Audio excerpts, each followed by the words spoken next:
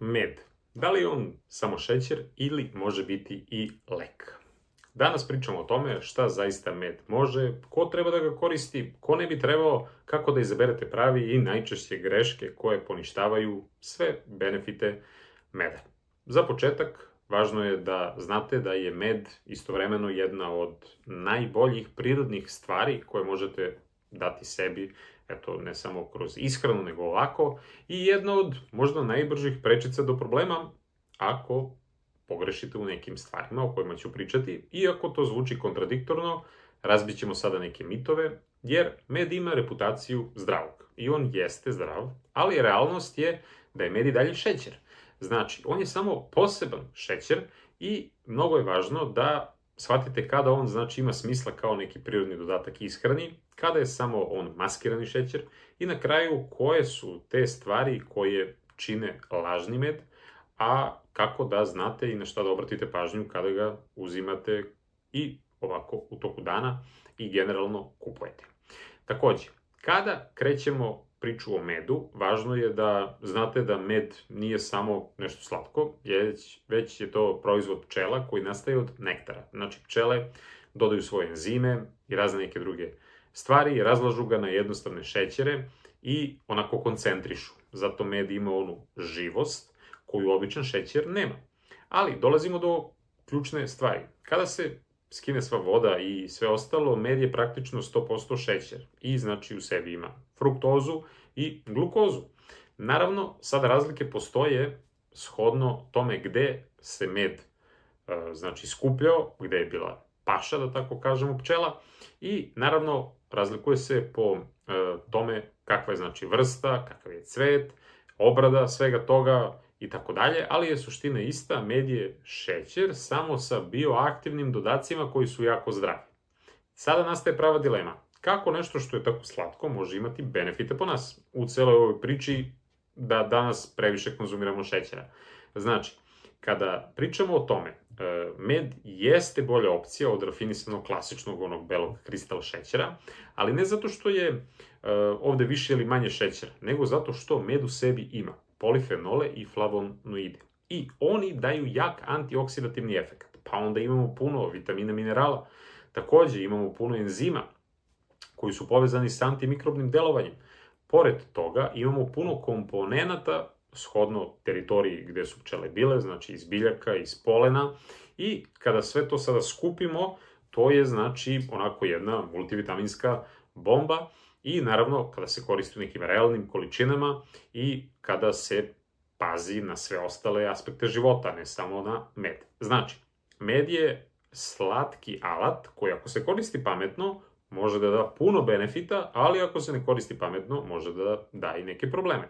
Znači, u praksi jako je važno da znate da med pomaže kod grlobolje, kod kašlja, kod respiratornih infekcija, jer je med gust, oblaže sluzokožu i može da umiri iritaciju. Zato mnogima smanjuje kašelj, naročito noću. Plus, tu je taj antimikrobni potencijal koji on ima. On nije, klasičan antibiotik, ali u početnim i da kažem nekim daljim simptomima može biti koristan alat. Kada pričamo o zarastanju rana, topikalno na koži, u velikom broju nekih analiza i literaturi se generalno pojavlja ta ideja da med može da ubrza zarastanje određenih rana i opekotina zbog tog antimikrobnog efekta, zbog održavanja vlažnosti, zbog pravljanja te lokalne barijere koja je potpuno prirodna i ima tu još razloga, ali je to generalno onako potkovano dokazima. Takođe, kada pričamo o antioksidativnom efektu u tim nekim realnim količinama, kod nekih ljudi redovno uzimanje u nekim umerenim dozama može biti povezano sa nižim markerima oksidativnog stresa, koji pokazuje naše realno stanje organizma. Takođe, znajte da med nije neki čarobni štit, ali može doprineti vašem zdravlju itekako. Kada pričamo o lipidima i o upali, pominju se efekti na HDL, LDL, trigliceride u nekim analizama, ali se tu naglašava da mehanizam nije baš do kraja jasan i da to sve zavisi od doze, od vrste meda i od statka ishrane, udruženih bolesti itd. Znači, med može da bude jako funkcionalan, ali u pravoj dozi i u pravom kontekstu. Kada pričamo o medu i o tome kako utiče na crevo, on je jak prebiotik. Znači, nije nikakav detoks u smislu magije nekakve, već jednostavno pomaže zdravlje naših dobrih bakterija u crijevima. Jer ima puno tih oligosaharida kojima se hrane korisne bakterije. Znači, raznovrsna vlakna, prebiotici podržavaju mikrobiom. Med, znajte da nije niti najbolji, niti najjači izvor svega ovoga što sam ja nabrojao, znači ne treba da bude osnova za sve ovo, ali nadogradnja na dobru ishranu itekako. Ali ako loše jedete, neće on napraviti neku suštinsku razliku.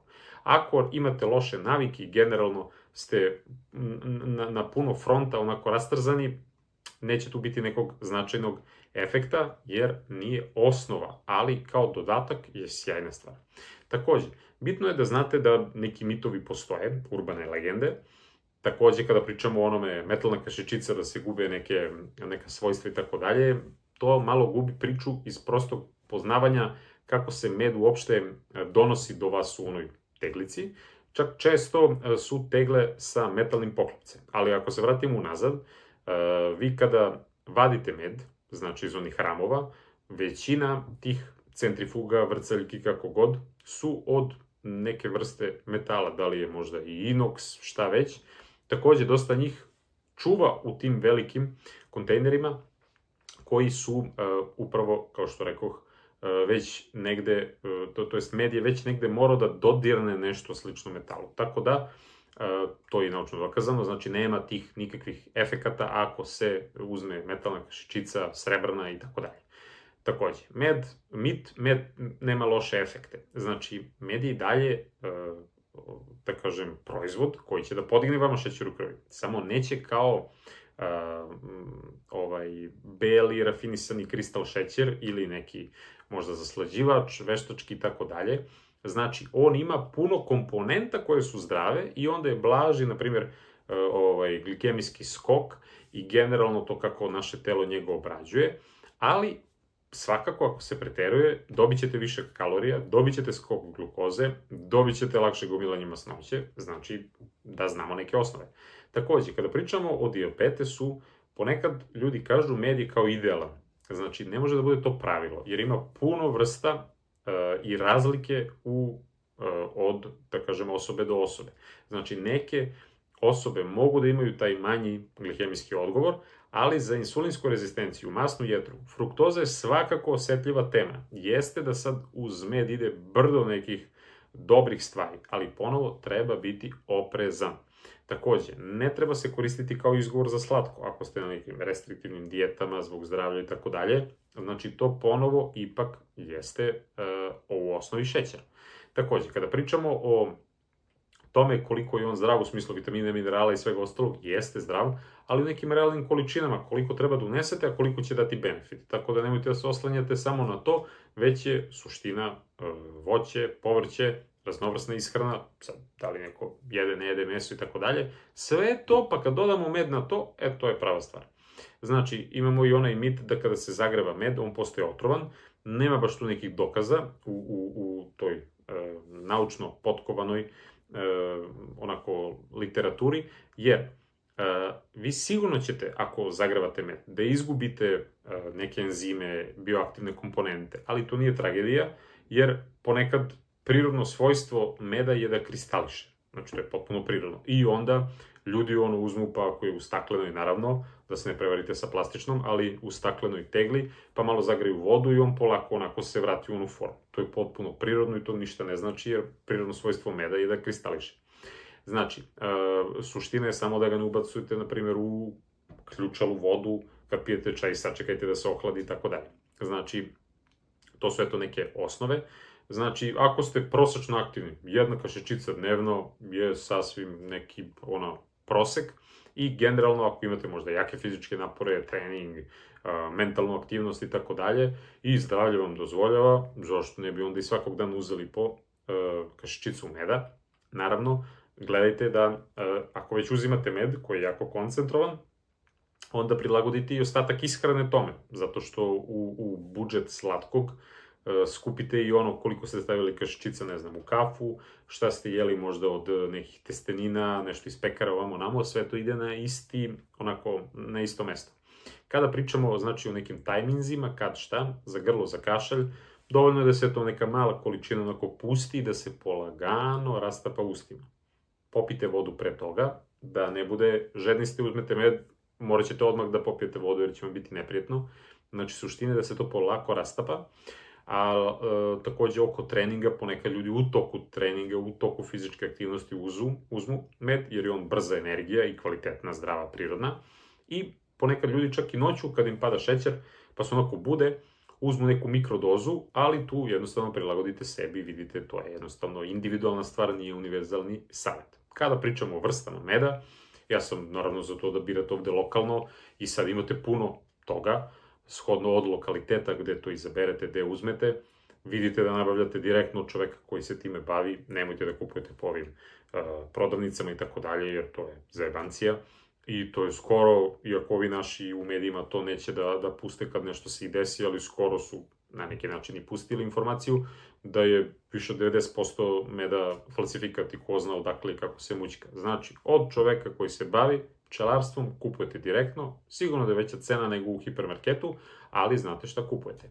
Tako da je mnogo važno da uzmete taj prirodan i sad shodno ukusu, sigurno da ima različite energetske komponente i ove zdrave stvari, u smislu da li je bagremov, livatski, šumski, može biti suncokretov, ima sad i opcije i vrsta. Birajte od ovih inostranih varijanti, dosta je popularan, izučava se dosta taj manuka med, probajte i njega pa vidite šta i kako, ali znači suština je da tretirate med kao suplement, kao alat. Znači nikako ne treba da bude osnova.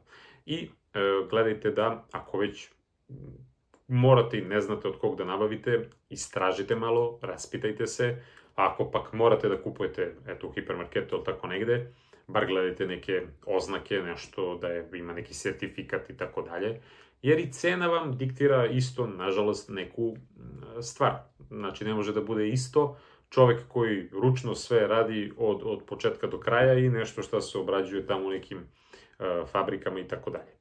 Tako da, u principu, obratite pažnju na izvor meda i on nema, mislim da kažem to neki rok trajanja, zato što je onako, skoro je bilo neka informacija da su našli med u piramidama, koji je to kolike hiljade i hiljade godina, i dalje bio jestiv.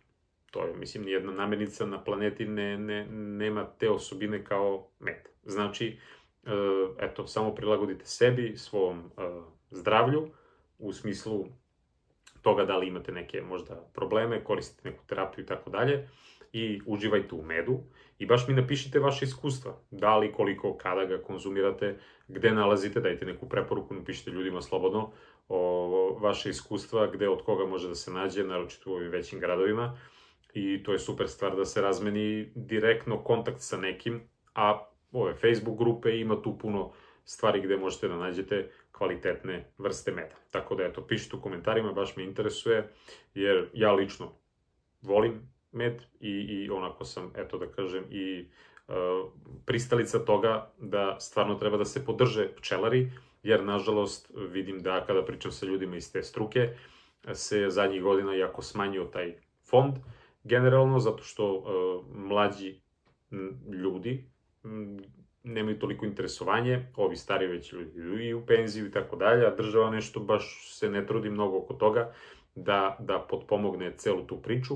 Tako da, eto, ako ste zainteresovani, istražite, učlanite se možda u lokalno pčelarsko društvo, krenite s nekim 1, 2, 3 košnice i polagano. Nekom je to hobi, neko to hoće možda zbog biznisa da radi, to je super stvar, samo dok je to zdravo i na korist svima, pa i toj osobi koja radi. Tako da, eto, pozdrav za sve koji vole med i sve pčelare. Neki je, kako se kaže, medno. Prijetno.